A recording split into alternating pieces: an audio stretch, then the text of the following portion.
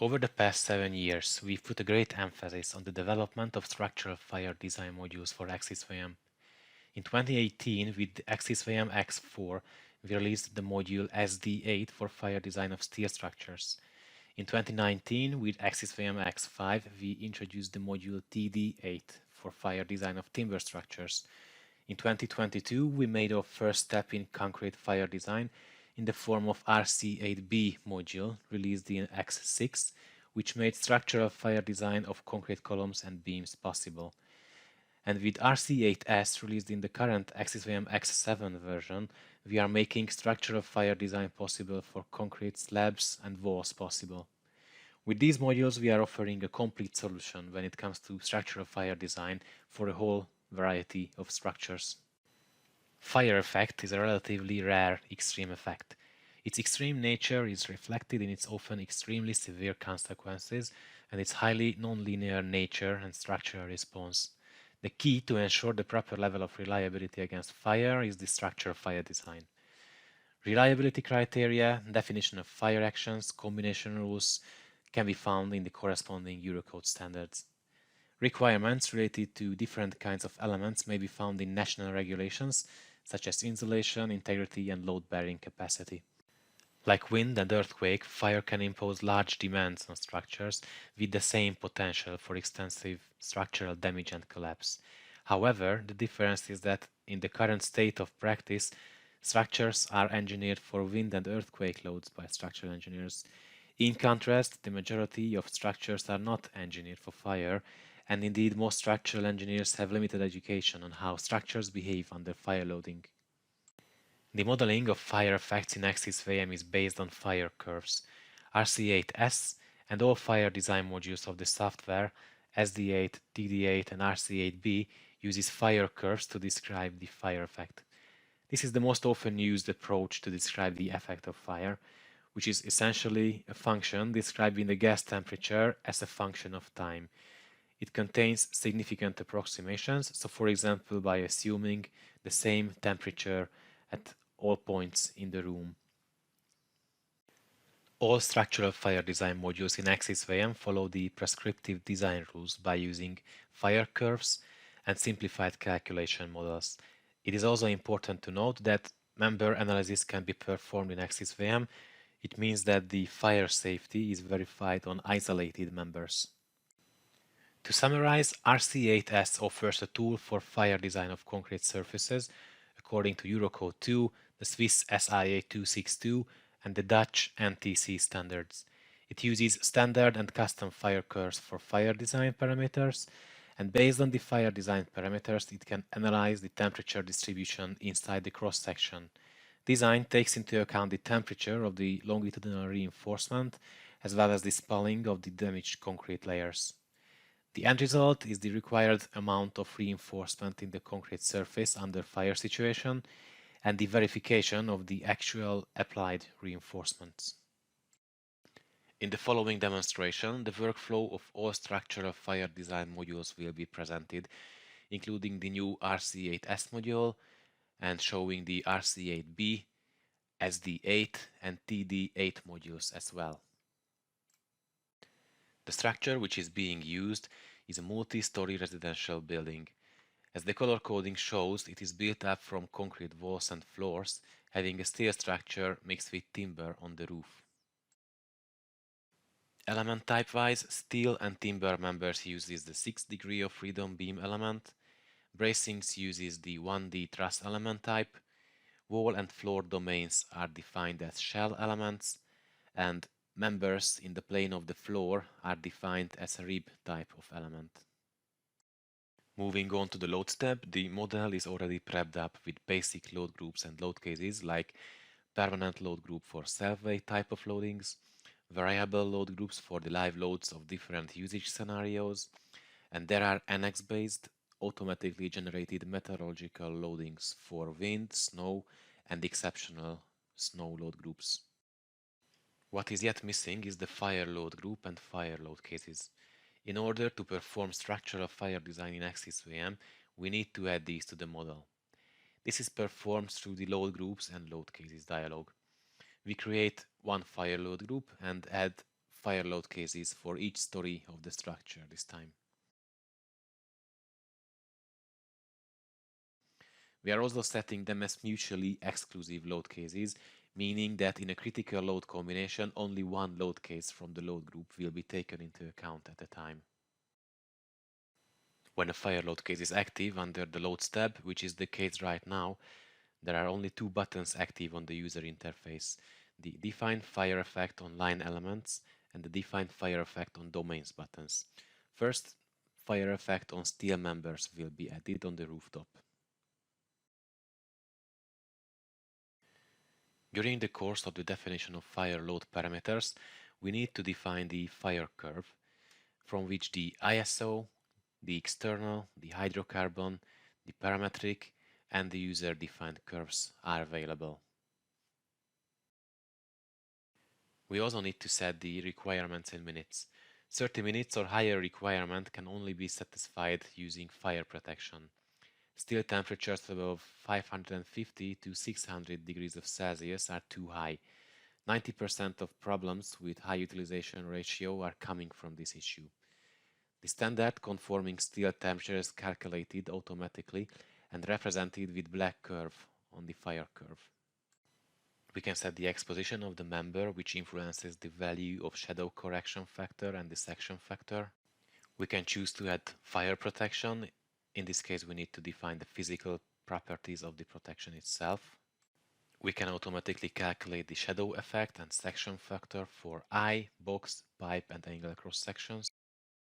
And finally, we can also calculate the temperature distribution inside the cross section. Temperatures within the cross section are calculated by finite difference method, with which a two-dimensional heat conduction problem is being solved. As it was mentioned during the presentation, AXIS-VM fire design process is based on isolated member approach. For this, we need to know internal forces, boundary conditions, material, cross-section, and steel temperatures. The steel material itself is a good heat conductor and heats up very quickly in a fire. The strength and stiffness parameters of the material decreases rapidly on elevated temperatures, which makes steel structures very sensitive to strength and especially to stability failures in a fire.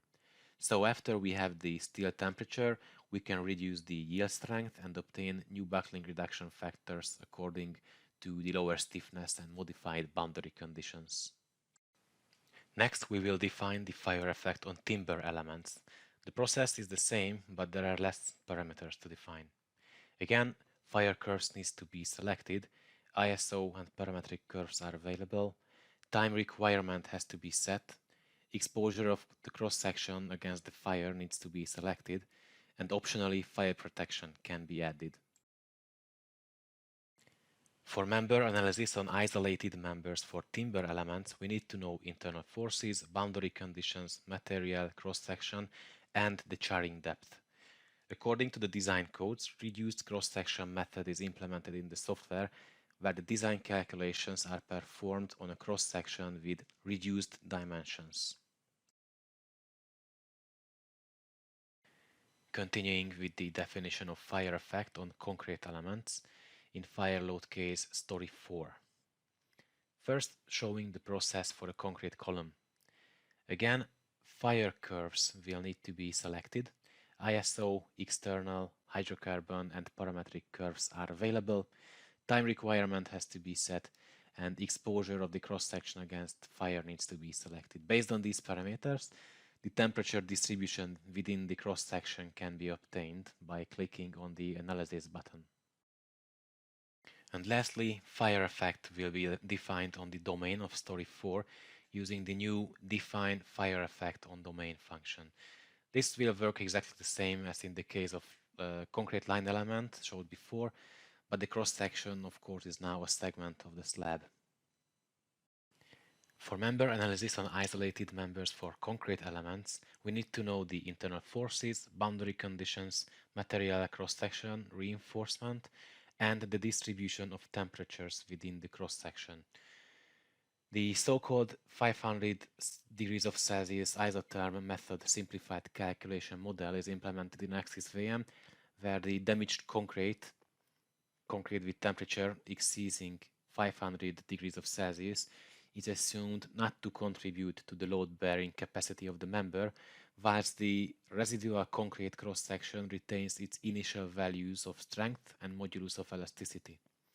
The strength and stiffness parameters of steel material of the rebars are considered according to the temperature of each rebar separately. Jumping a little bit to the point where all elements of each story has fire effect assigned to them with the technique just shown. An important side note is that in AXIS-VM, in most cases we do not recommend to generate or create manual load combinations, as critical results envelope diagrams are superposed from load cases on the fly after the analysis. However, if for any reason manual load combinations are created containing fire load cases, it is crucial to set the type of the combination to ultimate limit state accidental. Otherwise, fire design will not be performed on this combination. Moving on to the analysis, it is important to note that fire effect will not affect the analysis results only if we checked in during the definition of fire effects to apply fire effects as thermal load. In case of statically indeterminate structures, consideration of kinematic loads such as the thermal load itself is usually not necessary, therefore is being neglected in this example now.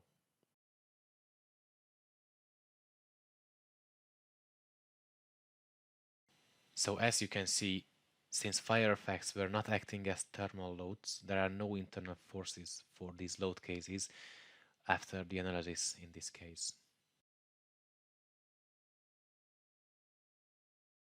Continuing with the design, let's see how RC8S module is used to deliver fire design results for concrete slabs. When defining basic reinforcement parameters for a slab, in order to perform the fire design for that particular slab as well, on the reinforcement parameters dialog we need to check the checkbox for fire design.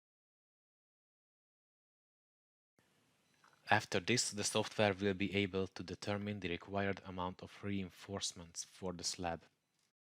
By checking the critical results from ultimate limit state combinations using the minimum-maximum function, we can see that the required reinforcement, for example, in x direction bottom position is 689 square millimeter on a meter.